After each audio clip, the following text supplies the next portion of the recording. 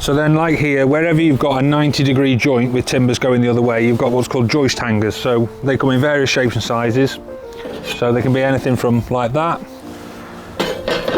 In fact, they're a bit like myself, Wayne and James, the electrician, which we've not yet met. We've got Wayne here, tall, slim, ready to do a good job.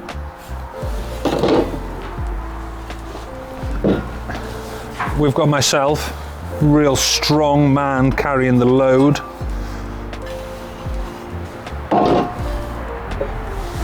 And then we have James, short, stubby, and a bit thick.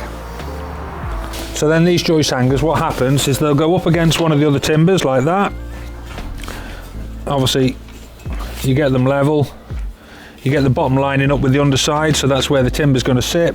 And you put your nails in the front face here, like that, and then you hammer that, fold it over, and nail into the top. And then that carries the weight of anything going that way.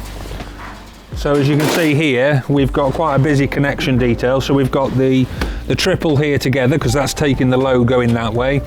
And there's also a couple of hips going in here, so there's a bit more load upstairs going on. There's a triple also going that way now, so that's where you need the big mighty hanger to take that heavy load that's going both ways. We just put 3 little screws in for the moment just to hold this nice and tight while we're trying to slide the other 2 trusses in next to, and then we'll take them out and we'll obviously put the correct fixings in at that point. So the important bit for us was making sure it was all square as well. So there's a lot dependent there on where Bobby and Lenny brought the brick and the block work up to make sure that they've got it right. Turns out they've not quite got it right, so we'll pick up with them on Monday about that. But we are only 20 mil out in the grand scheme of things. So they've gone in. There's 20 mil difference there, but we can sort that out with everything that we're doing. But this bit actually is bang on perfect. So we've just dropped a tape to put this next truss in here, back to the wall. We've got it set exactly the right measurement, and we just did a 3, 4, 5 measurement. So for those of you that don't know, 3 meters, 4 meters, 5 meters gives you a perfect triangle. Therefore, it has to be square, 90 degrees angle in this corner. So we've done that, checked it, and it was absolutely spot on. So that's all gone well, and now that means that is perfectly true, and we can carry on all the way down the length of the building now, knowing that we're bang on square. Right, okay, so what we've got here now, because obviously we've got this gap that I said about, where we've got half trusses going in a minute, which we've put one in, I'll tell you why in a second. But this is a box beam, so this connects them two. And again, you can see this is braced up and back down. If you were looking in the other orientation, again, we're back to a K brace. Now, when we come to put this piece in, although the plans are very good, what they are missing at times is measurements.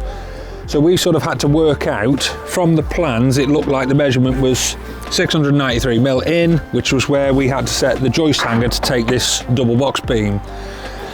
Luckily, because we've seen it happen before, we brought that up, which is the half truss, which meets at another box beam down the ridge line afterwards. We brought that up just to double check it before we actually fully fixed this piece. And as it turns out, the measurement shouldn't have been 693, it should have been, so it should have been 673. So that's why we brought that one in, just to try it and just double check it. And like I say, on another site, not this job, we've definitely seen it happen before. So that's why we double checked it before we fully fixed it, so we didn't have to unfully fix it and move it and fully fix it again. But yeah, so that's in now. So this half beam goes, this half truss goes in. So again, braced at the bottom, it's braced at the top. We've got another box beam to go in at the apex line, which will then pick up on the box beam that goes back to that first bit of set of trusses that we've got going up there. And then the 2 hips are formed thereafter, which we'll show you when we finally get to it. And then from them on, going that way, it's basically rinse and repeat all the way along. And then this is the storage area upstairs then.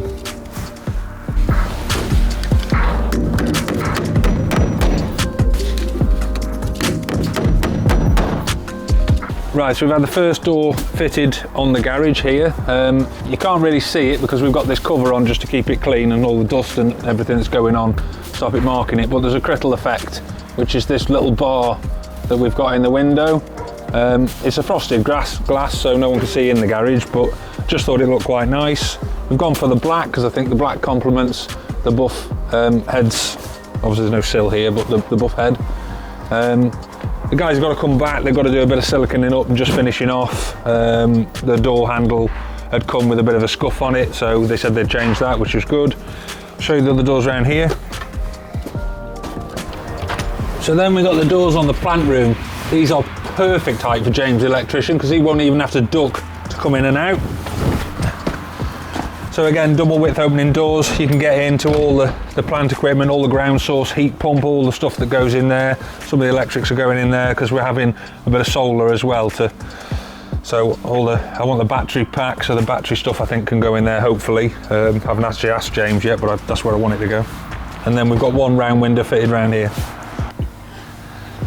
So then we've got the round window up the top. Again, it's just got that crittle cross in the middle. I think it just sets it off quite nicely.